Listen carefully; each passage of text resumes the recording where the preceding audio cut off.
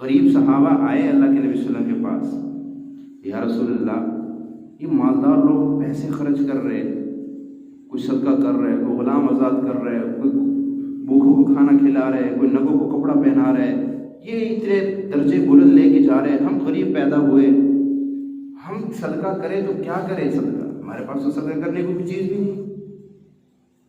صحابہ کرام کی حرص دیکھے، اسی لیے قرآن نے کہا یبتغون فضلا من اللہ ورضوانا، جب بھی تم ان کو دیکھو گے یہ ایک دوسرے سے آگے بڑھنے کی کوشش کر رہے ہوں گے، کس چیز میں؟ اللہ کو راضی کرنے میں، اللہ کے فضل کو اپنے طرف متوجہ کرنے کے لیے صحابہ کرام کا مقابلہ ہو رہا ہوتا ہے ہر وقت، ہر لمحہ ہر وقت ان کا مقابلہ چلتا تھا، ہر لمحہ ہر وقت ان کا مقابلہ چلتا تھا۔ وہ کوشش کرتے تھے کہ کسی طرح جو ہے وہ ہم اللہ کو راضی کرنے میں آگے بڑھ جائیں، یہ ان کی کوشش لگی رہتی تھی، اس لیے قرآن نے ان کی مثال بھی دی۔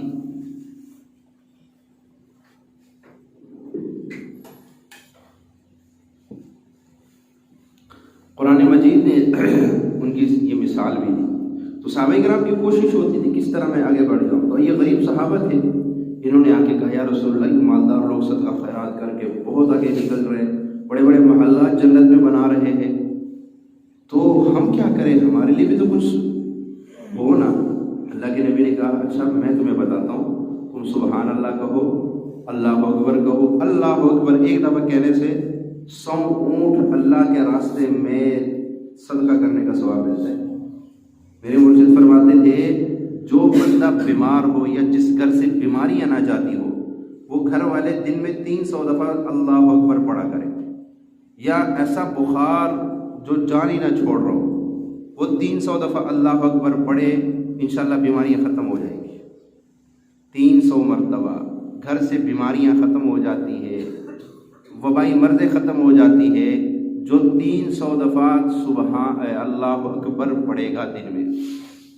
فرمایا ایک عورت تھی دیہات میں رہنے والی، وہ کہنے لگی کہ ہمارے یہاں ہر مہینے میں ایک دفعہ ڈاکٹر چکر لگاتا ہے، ہم 500 1000 2000 3000 کی دوائیاں اس سے لے لیتے ہیں، پورا مہینہ وہ چلتا ہے، بیماریاں جان نہیں چھوڑتی۔ فرمایا ان کو میں نے بتایا کہ 300 دفعہ اللہ اکبر روزانہ پڑھا کرو، وہ 300 دفعہ پڑھنے لگے، اس کے بعد کہنے لگے کہ اب تو ضرورت ہی نہیں پڑتی دوائی لینے کی۔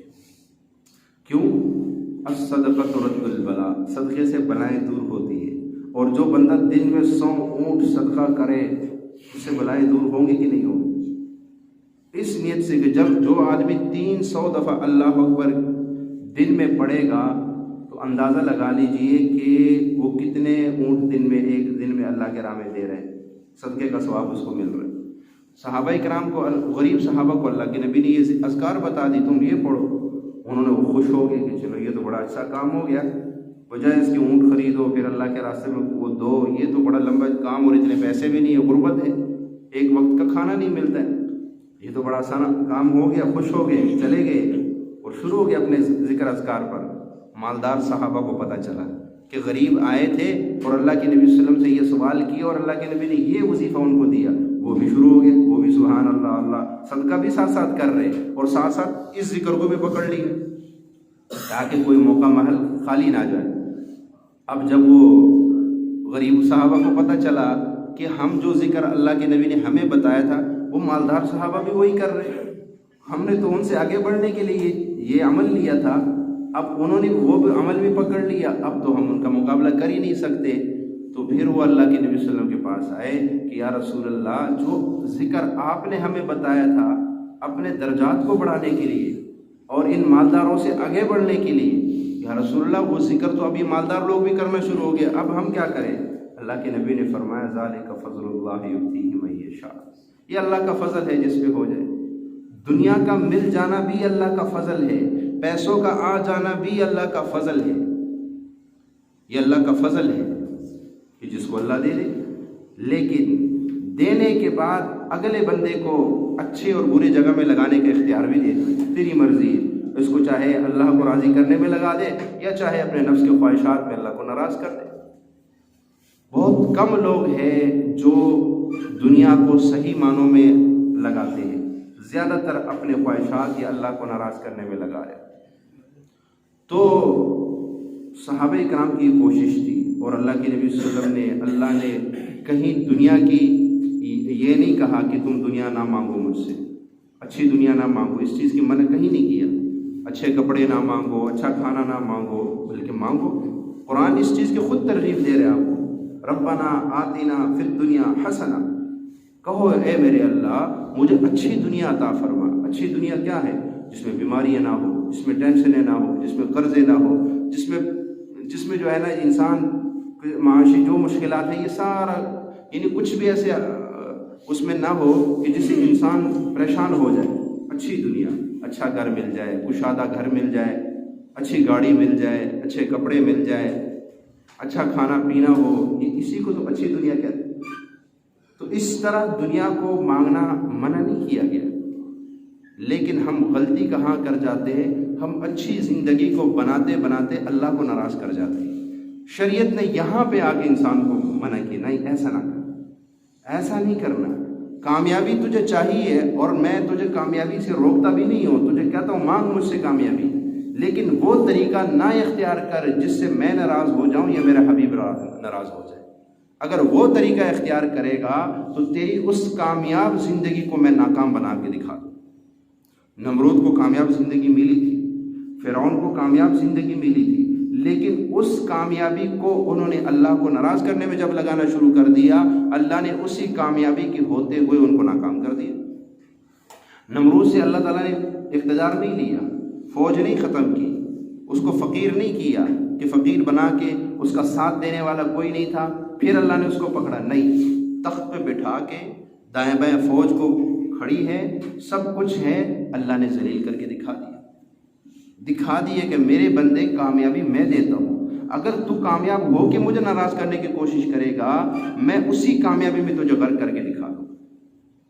فرعون کو اللہ نے لو لشکر دیا، حکومت دی، سب کچھ دیا، اور جب ناکام کرنے پہ آیا، کیونکہ وہ حد سے بڑھ گیا، اذهب الى فرعون انه طغى، اللہ نے کہا اے موسیٰ جاؤ فرعون کے پاس، انه طغى، کیونکہ وہ سرکش ہو رہا ہے، بہت سرکشی جو ہے نا، وہ سرکشی میں جا رہا ہے۔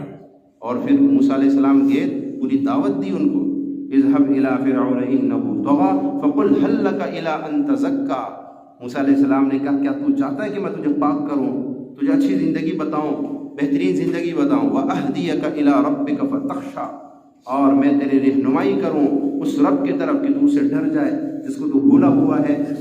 یہ ساری دعوت موسیٰ علیہ السلام نے اس کو دی۔ فَأَرَاهُ الْآيَةَ الْكُبْرَىٰ، اس کو بڑی بڑی نشانیاں بھی دکھائی، ہر طرف سے جھنجھوڑا۔ اللہ نے کہا جا تو اس کو سمجھا دے، شاید اس کی سمجھ میں کوئی بات آ جائے اور یہ واپس پلٹ جائے اور مجھ سے معافی مانگ لے تو میں اس کو نہ ناکام کروں۔ لیکن اتنے سمجھانے کے باوجود بھی فرعون اپنے اس زندگی سے نہ ہٹا، تو پھر اللہ نے کیا کیا؟ کچھ نہیں لیا، سب کچھ کے ہوتے ہوئے اللہ نے اس کو دریا میں غرق کر کے دکھا دیا۔ تو معلوم ہوا کامیابی سے اللہ نہیں روکتا ہے۔ اچھی زندگی اگر آپ اپنانا چاہتے ہو، آپ مالدار ہونا چاہتے ہو، آپ چاہتے ہو میرے پاس بڑا گھر آ جائے، میرے پاس بڑی سواری آ جائے، اور میرے جو ہے نا اچھے کپڑے ہو، اچھا کھانا ہو، نہیں، قطعاً اس چیز سے منع نہیں کرتا۔ ہمارے یہاں پہ ایک مقولہ مشہور ہے، جس کے پاس بڑی گاڑی ہو، بڑا گھر ہو، ہم کہتے ہیں یہ دنیا دار لوگ ہیں۔ یہ غلط بات ہے، یہ دنیا دار نہیں ہے۔ دنیا دار کی تعریف کیا ہے؟ دنیا دار کس کو کہتے ہیں؟ بڑے مال والے کو، بڑے گاڑی والے کو، بڑے بنگلے والے کو دنیا دار نہیں کہا جاتا ہے۔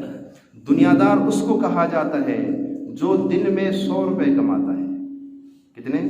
100 روپے کماتا ہے، لیکن اللہ کے حکموں کو چھوڑ کے کما رہا ہے، اللہ کو ناراض کر کے کما رہا ہے، وہ دنیا دار ہے، اگرچہ وہ 100 روپے دن میں کما رہا ہے۔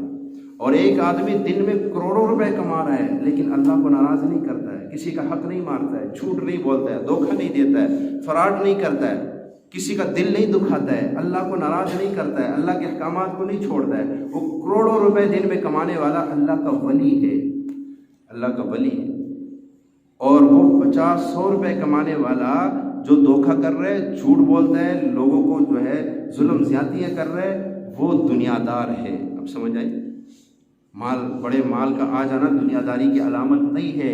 اللہ کو ناراض کرنا دنیا کے خاطر، چند پیسوں کے خاطر، اللہ جیسے عظیم رب کو ناراض کرنا، اس کے پیارے حبیب صلی اللہ علیہ وسلم کے طریقوں کو پامال کر دینا، 100 روپے 50 روپے کے گاہک کے پیچھے نماز کو چھوڑ دینا یہ دنیا داری ہے، 10 روپے کے خاطر جھوٹ بول دینا یہ دنیا داری ہے، 10 روپے کے خاطر جو ہے حرام اور حلال میں تمیز نہ کرنا یہ دنیا داری ہے۔ حلال کماؤ، جتنا کما سکتے ہو، جتنا کما سکتے ہو کماؤ، اور شریعت نے اس کی حوصلہ افزائی کی، باقاعدہ طریقہ بتایا۔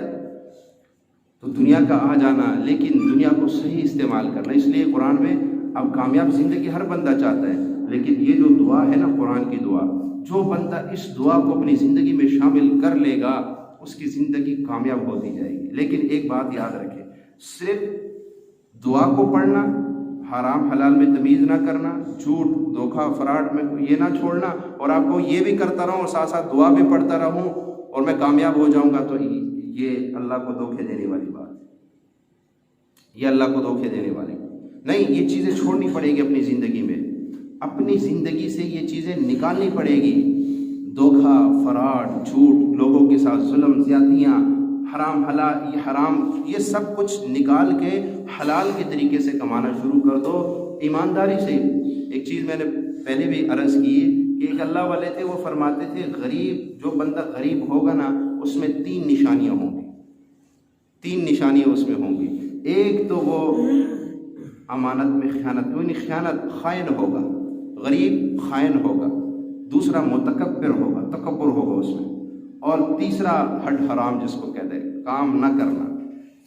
اگر وہ کسی کے ہاں کام کر رہے ہیں، اس کی کوشش ہوگی میں کسی طرح سے چوری کر لوں، پیسے کا کام کرنا مجھے نہ پڑے اور پیسے مجھے ملتے رہے، اور جہاں اس کا داغ لگے گا وہ جلدی سے جیب میں ڈالے گا۔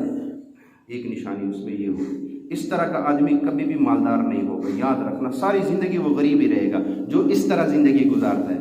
اس کے پاس کام کر رہے تو ادھر سے چوری کی، وہاں سے اس کے پاس کام، تو بس اس کی ہر وقت کوشش ہوگی کہ میں چوری کر کے امیر بن جاؤں۔ امانت خیانت کے مالک نے اس پہ بڑا اعتبار کیا، سب کچھ اس کے حوالے کر دیا، اور وہ چھپ چھپا کے کہیں ادھر کر رہے کہ میں مالدار ہو جائے۔ یہ ایک طریقہ تلاش ہے، یہ کبھی بھی مالدار نہیں ہو سکتا۔ ورنہ مجھے کہنے لگا کہ ایک آدمی مجھ سے کام کروا کے گیا، 15-20 ہزار روپے اس کا بل بنا، اور کہا کہ ابھی دیتا ہوں، وہ ابھی، اور وہ بندہ یوں غائب ہوا، پتہ ہی نہیں چلا، میرے پیسے سارے لے گئے۔ اور دو ماہ بعد مجھے پتہ چلا، میں نے پوچھا کسی اور سے، یار فلاں بندے نے میرے اتنے پیسے کھائے، اس نے کہا وہ تو بڑا ذلیل ہو رہا ہے، اس بیچارے کے پاس تو کچھ بھی کھانے کو نہیں ہے، وہ تو مزدوروں کے ساتھ لگا ہوا ہے، اینٹیں اٹھا۔ اب وہ وہاں بھی وہ اپنی یہ حرکت کرے گا، یہاں بھی اس نے کیا، وہاں کرے گا، یہ خیانت چوری، اس سے کبھی بھی آدمی امیر نہیں ہو سکتا، وہ ناکام ہو۔ اور جو امیر ہو جائے سمجھو اللہ نے اس کی رسی ڈھیلی کر دی، ایک دم جب اس کو پکڑے گا نا پھر اس کو پتہ چلے۔ ایک ابھی پچھلی ایک کتاب میں پڑھ رہا تھا، ایک ٹھیکیدار تھا، یعقوب اس کا نام تھا، اور لوگ اس کو پتہ نہیں عجیب سا نام وہ بولتے تھے، کوبا اس کو بولتے تھے سارے۔ وہ ٹھیکے پہ کام کرتا تھا، گھر بنا لیے لوگوں کی اس طرح کے جو ہے نا، تو لیکن اس کے بارے میں مشہور تھا کہ وہ جہاں پہ بھی یعنی ٹھیکہ لیتے وہ 2 نمبر چیز استعمال کرتا ہوا۔ ایک بندے کو اس نے گھر بیچا، اور 2-4 مہینے بعد وہ گھر خراب ہو گیا، ظاہر بات ہے اس میں سارا میٹیریل جو لگا تھا وہ 2 نمبر تھا۔ اس بندے نے اس سے جا کے کہا کہ، لیکن وہ ڈاڈا بندہ تھا، ظاہر بات ہے ایسے آدمیوں کے ہاتھ تھوڑے لمبے ہوتے ہیں، تو وہ کچھ نہ کر سکا، خاموش ہو گیا، لیکن اس کے دل سے بھی تو بددعائیں نکلی ہوں گی۔ بہرحال زندگی اس کی گزرتی رہی، کچھ چند عرصے بعد اس کی اولاد جوان ہو گئی، وہ بھی اس کام میں لگ گئی، وہ ٹھیکیدار صاحب فوت ہو گئے۔ جب فوت ہو گئے تو لکھنے والے نے لکھا کہ دوسرے دن جب اس کی قبر بنائی گئی، دوسرے دن بارش ہوئی، اور بارش جب ہوئی اس کی قبر، وہ ظاہر بات ہے کچی قبر تھی اور تازہ قبر تھی، وہ بارش کی وجہ سے وہ بیٹھ گئے۔ کسی نے ان سے کہا، ان کے بیٹوں سے، کہ تمہارے باپ کی قبر کے اوپر ساری مٹی ختم ہو گئی اور جو ہے نا اب لاش نظر آ جائے گی، ایسے کرو جاؤ اس کو ذرا ٹھیک کرو۔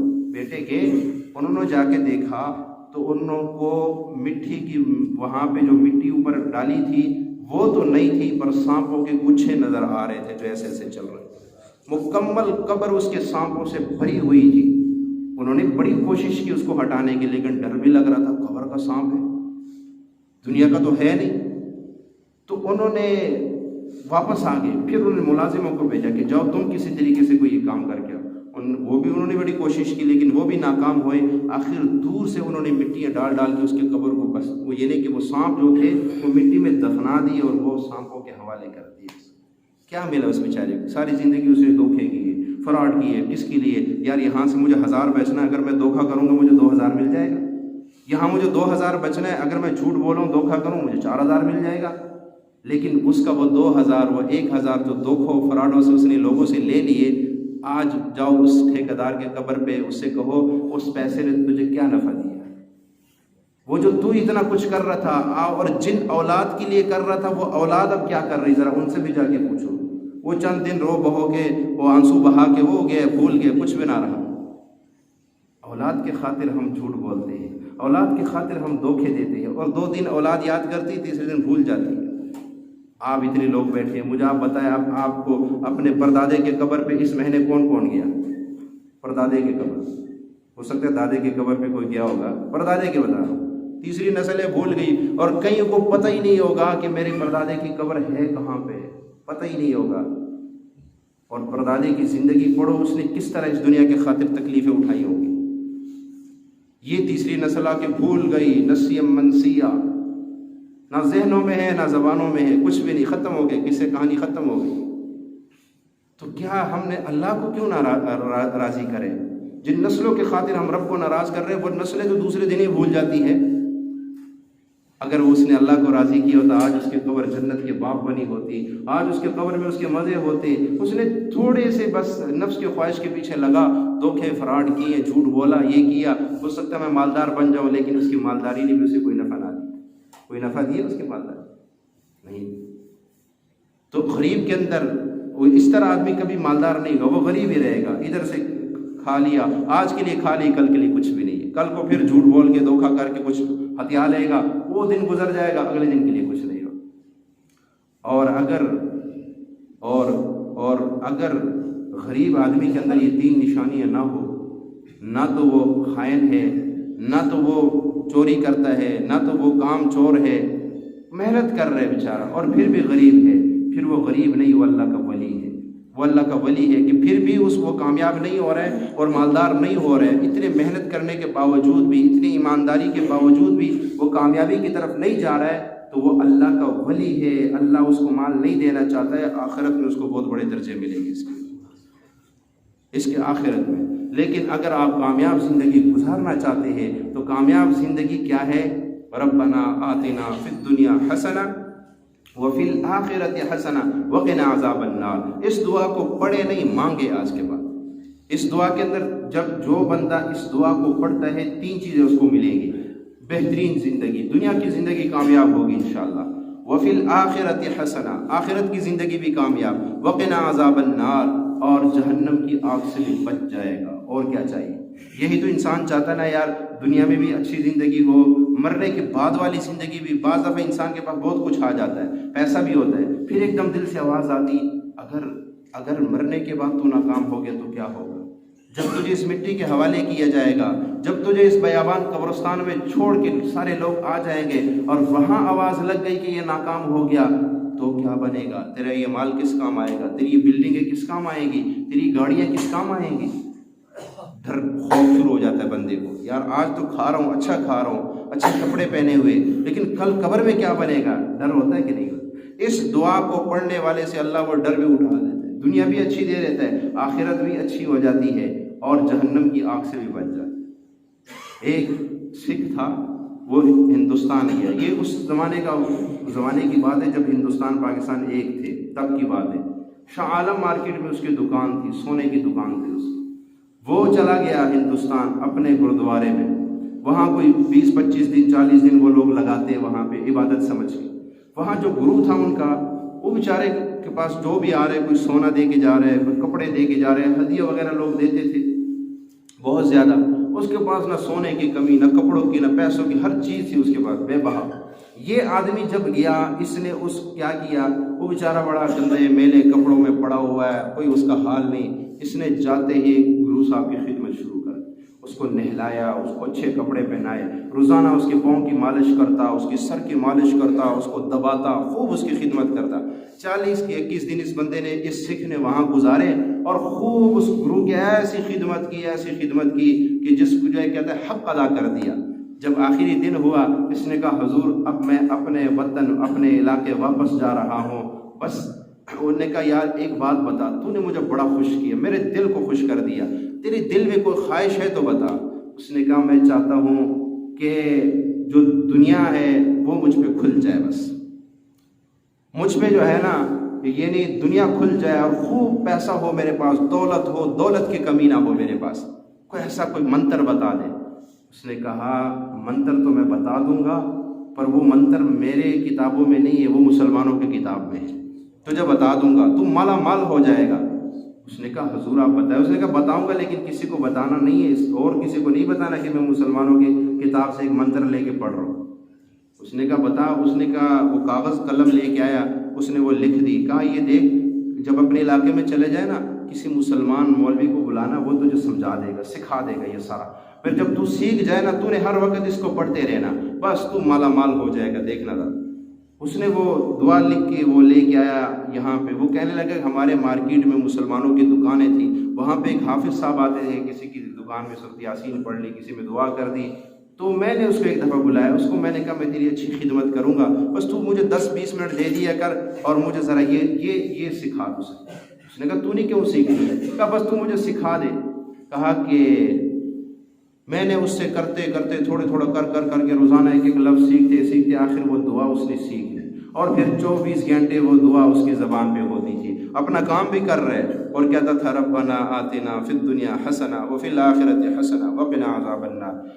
کچھ ہی عرصہ گزرا، وہ بندہ اس مارکیٹ میں سب سے بڑا مالدار بندہ بن گیا، سب سے زیادہ پیسہ دولت اس کے پاس تھی، کوئی کسی چیز کے پاس اس کی کمی نہیں تھی۔ لیکن اس سے اگلا معاملہ جو ہوا، وہ جب فوت ہوا، مر گیا، اس کے بعد اس کے لوگوں نے جب اس کو آگ جلانا چاہا، آگ جب لگاتے تھے، آگ ساری لکڑی کو لگ جاتا، اس کے جسم کو آگ نہیں لگتی تھی، اس کا جسم صحیح سالم۔ بڑی کوشش کی انہوں نے، تیل چڑکا، جو ان کے پاس طریقہ ہو سکا، لیکن اس بندے کو آگ قریب بھی اس کے نہ جائے۔ انہوں نے کہا یار بندے نے کیا کیا؟ انہوں نے کہا ایک مولوی اس کی دکان پہ آتا تھا، یہ اس نے کچھ کیا، تو اس کو بلا کر لاؤ۔ وہ اس کو بلا کر لائے، اس وقت یہ اختلافات تو تھے نہیں اتنے، اس کو بلا کر لائے۔ انہوں نے کہا یار یہ آپ نے اس کو کیا بتایا کہ اس پہ تو آگ اثر نہیں کر رہی؟ اس نے کہا پاگلو، اس پہ تو آخرت کی آگ اثر نہیں کرے گی، تم دنیا کی آگ لگا رہے ہو اس کو۔ وقنا عذاب النار، اللہ مجھے آگ کے عذاب سے بچا، تو وہ آخرت کی آگ اس پہ اثر نہیں کر رہی، تم دنیا کی آگ اس کو لگا رہے ہو؟ نہ، کبھی بھی نہیں ہو سکتا۔ اس کو اللہ نے قبول کر دیا، یہ ہو سکتی مسلمان ہو گیا، کیونکہ یہ ہر وقت کہتا تھا اللہ دنیا بھی اچھی دے دے، آخرت بھی اچھی دے دے، اور جہنم کے اور آگ کے عذاب سے بھی مجھے بچا۔ دنیا تو ہم نے اپنی آنکھوں سے دیکھ لی، کتنا بڑا مالدار یہ ہو گیا، اور جو زندگی نہ نظر آنے والی تھی وہ بھی اللہ نے دکھا دی۔ ٹائم کیا ہوگا؟ وہ بھی اللہ نے دکھا دی، جو زندگی نظر نہیں آنے والی وہ بھی اللہ نے دکھا دی۔ لہٰذا یہ اب تمہارا نہیں ہے، یہ ہمارا ہے، اس کی لاش ہمارے حوالے کرو۔ اس کو اٹھایا اور اٹھا کر اس کو مسلمانوں کے قبرستان میں دفن کر دیا۔ لیکن جاتے جاتے اس کا جوان بیٹا تھا، اس نے اس بیٹے کو پھر اس حافظ صاحب کی ڈیوٹی لگائی، اور پھر اس کو جو ہے وہ ڈیوٹی لگائی، اور کہ میرے بیٹے کو بھی یہ سکھانا، اور کہا بیٹا اگر کامیاب ہونا چاہتا ہے تو یہ مسلمانوں کی کتاب کا منتر ہے، پر یہ لاجواب زندگی دیتا ہے انسان کو، یہ کامیاب زندگی دیتا ہے انسان کو۔ آج مسلمان مارا پھر رہا ہے، کیوں؟ اپنے نبی کی تعلیمات کو چھوڑا ہے نا، قرآن پہ یقین نہیں ہے نا، نماز سے کامیاب زندگی ملے گی، اس کا یقین نہیں ہے مسلمان کو، یہ یقین نہیں ہے، اس لیے جھوٹ پہ، دھوکے پہ، اور آپ دیکھ لیں کہ جتنا دھوکہ اس وقت اور جھوٹ اس وقت مسلمان تاجر بولتا ہے، غیر مسلم نہیں بولتا۔ جتنے دھوکے اور فراڈ اس وقت مسلمان کر رہے وہ غیر مسلم نہیں کر رہے، وہ نہیں کر رہے۔ وجہ کیا ہے؟ یقین نہیں ہے۔ قرآن پہ یقین ہوتا، اللہ کے نبی صلی اللہ علیہ وسلم کے فرمودات پر، احادیث سے رسول اللہ صلی اللہ علیہ وسلم پہ یقین ہوتا، آمنا وصدقنا۔ یہ اتنی بہترین دعا ہے۔ ایک آدمی کہنے لگا کہ ایک انگریز تھا، وہ سروے کر رہا تھا، پہاڑوں میں سونا تلاش کر رہا تھا، اس کی ایک پوری ٹیم تھی، وہ جاتے تھے، ان کے پاس پوری مشینری ہوتی تھی، وہ چیک کرتے تھے کہاں سونا چاندی کہاں، یہ پہاڑوں میں کرتے۔ وہ انگریز خود لکھتا ہے کہ میں ایک جگہ گیا، میں نے ایک بابا جی کو دیکھا، چرواہا بکریاں چرا رہا ہے، اور جب میں نے دیکھا وہ ایسے لاٹھی لے کے ایسے بیٹھا ہوا ہے اور منہ ہلائی جا رہا ہے، کچھ پڑھ رہا ہے۔ میں اس کے پیچھے کھڑا ہو گیا کہ یہ پڑھ کیا رہے ہیں، لیکن اس سے عجیب منظر مجھے یہ کہ اس کی بکریاں جہاں چر رہی تھی ساتھ ہی بھیڑیاں بھی تھی، بیٹھی ہوئی تھی اور قریب آنے کی زحمت نہیں کر رہی تھی۔ تو میں حیران ہو گیا کہ بھیڑیا تو بکری کی دشمن، اور یہ کیوں ہے اتنے ادب سے بیٹھی ہوئی، قریب نہیں آ رہی بکری ہوئی، وجہ ہے تو کچھ۔ میں اس بابا جی کے قریب گیا، میں نے کہا بابا آپ کیا پڑھتے ہو؟ اس نے کہا بیٹا میں اپنا اللہ اللہ کر رہا ہوں۔ نہیں، آپ کچھ ایسا عمل کر رہے ہو کہ آپ کی بکریاں بڑی آرام سے چر رہی ہے اور بھیڑیاں اس کے قریب نہیں آ رہی، کچھ تو آپ پڑھتے ہو، مجھے بھی بتائے۔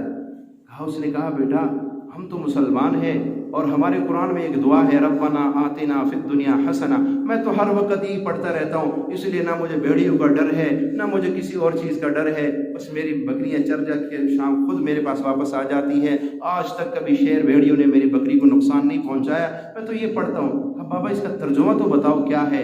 انگریز کہتا ہے اس بابا نے جب مجھے کہا نا اس کا مطلب ہے اللہ مجھے اچھی دنیا عطا فرما اور آخرت میری اچھی کر دے اور مجھے آگ کے عذاب سے بچا، کوئی بھائی میں تو سر پکڑ کے بیٹھ کہ جس چیز کو ہم آج تلاش کر رہے کہ سونا ملے گا، چاندی ملے گی، کامیاب زندگی ہوگی، اللہ کے نبی صلی اللہ علیہ وسلم اور قرآن نے 1400 سال پہلے مسلمانوں کو زندگی دے دی ہے، لیکن کوئی افلا یتدبرون القرآن، کوئی تدبر تو کرے قرآن پہ، کوئی سوچے سے، کوئی تفکر تو کرے قرآن پہ۔ کہا ہے مسلمانوں کو تو وہ زندگی 1400 سال پہلے مل چکی ہے، لیکن پھر بھی مسلمان ذلیل و خوار پھر رہا ہے۔ پھر اس کے بعد وہ انگریز کہتا ہے وہ دعا میں نے یاد کی اور میں ہر وقت ہر لمحہ اس دعا کو پڑھتا رہا۔ اللہ نے مجھے اتنا دیا کہ مثال کہتے ہیں نا کہ میرے گھر میں چڑیا کا دودھ نہیں ہے، باقی ہر چیز ہے۔ وہ انگریز نہیں تھا، کہا جب مجھے یہ سارا کچھ ملا نا تو میرے دل سے ایک آواز آتی تھی کہ اس میں تو 3 چیزیں ہیں، بہترین دنیا، بہترین آخرت اور آگ کے عذاب سے بچاؤ۔ ایک تو میں نے اپنے آنکھوں سے دیکھ لی کہ مجھے مل گئی، اتنی دنیا ملی کہ میرے گھر میں چڑیا کا دودھ نہیں، باقی ہر چیز ہے۔ وہ چڑیا کا دودھ ہوتا ہی نہیں، باقی ہر چیز ہے۔ کہا میرے دل میں تھا کہ وہ 2 چیزیں بھی تجھے ضرور ملے گی، اور پھر وہ لمحہ بھی آیا جب میرے دل نے گواہی دی کہ اسلام سچا مذہب ہے، اس کو قبول کر لے، اور پھر وہ دن آن پہنچا جب میں نے کہا اشہد ان لا الہ الا اللہ وحدہ لا شریک لہ واشہد ان محمدا عبدہ ورسولہ، اور پھر میرے 14 طبق روشن ہو گیا کہ اسلام کتنا سچا مذہب ہے۔ نہ ماننے والے کو بھی فائدہ دے گیا اور ماننے والے ذلیل و خوار پھر رہے، کیوں؟ ماننے والوں نے یقین سے نہیں مانا، یقین نہیں کیا۔ آج کے بعد اس دعا کو پڑھیں گے نا، لیکن دعا کو پڑھنا نہیں ہے، آج کے بعد اس دعا کو مانگے، اللہ سے مانگے خوب، ربنا آتنا فی الدنیا حسنہ وفی الآخرۃ حسنہ وقنا عذاب النار، کم سے کم 100 مرتبہ صبح شام پڑھ لے، ورنہ تو ہر نماز کے بعد 3 مرتبہ ہاتھ اٹھا کے مانگ لیا کرے اللہ سے۔ اللہ ان باتوں پہ عمل کی توفیق عطا فرمائے۔ وآخر دعوانا اس کو نہیں ادھر کر